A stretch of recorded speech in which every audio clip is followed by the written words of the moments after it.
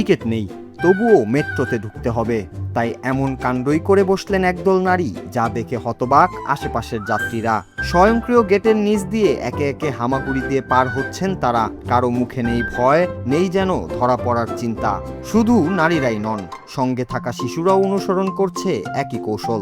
মেট্রোর ভাড়া ফাঁকি দিতে এমন অভিনব পদ্ধতির ভিডিও ছড়িয়ে পড়তেই মুহূর্তে তা নিয়ে শুরু হয়েছে তুমুল আলোচনা। ভাইরাল ভিডিওটিতে দেখা যায় শাড়ি পরা কয়েকজন নারী মাথা নিচু করে স্বয়ংক্রিয় টিকিট গেটের নিচ দিয়ে ঢুকে পড়ছেন। একজন পার হওয়ার পর আরেকজন একইভাবে হামাগুড়ি দিয়ে গেট অতিক্রম করছেন।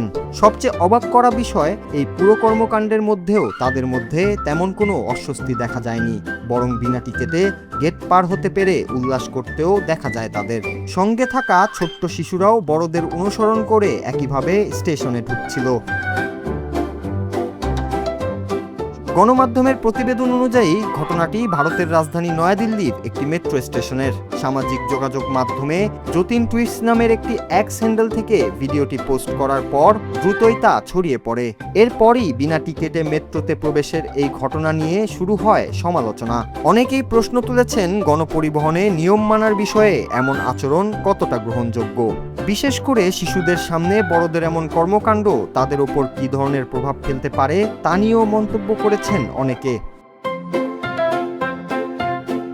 তবে শুধু ওই নারীদের আচরণই নয়, প্রশ্ন উঠছে মেট্রো স্টেশনের নিরাপত্তা ব্যবস্থা নিয়ে। নেটিজেনদের একাংশের দাবি, স্বয়ংক্রিয় গেট পার হওয়ার আগেই নিরাপত্তা কর্মীরা বিষয়টি ঠেকাতে পারতেন।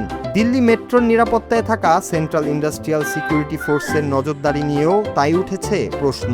শেষ পর্যন্ত ভাড়া ফাঁকি দেওয়ার এই অদ্ভুত কৌশল সামাজিক যোগাযোগ মাধ্যমে হাস্যরসের পাশাপাশি নতুন করে সামনে এনেছে গণপরিবহনে নিয়ম মানা ও নাগরিক দায়িত্ববোধের নানা প্রশ্ন। Noor Raju, Bangla TV, news desk.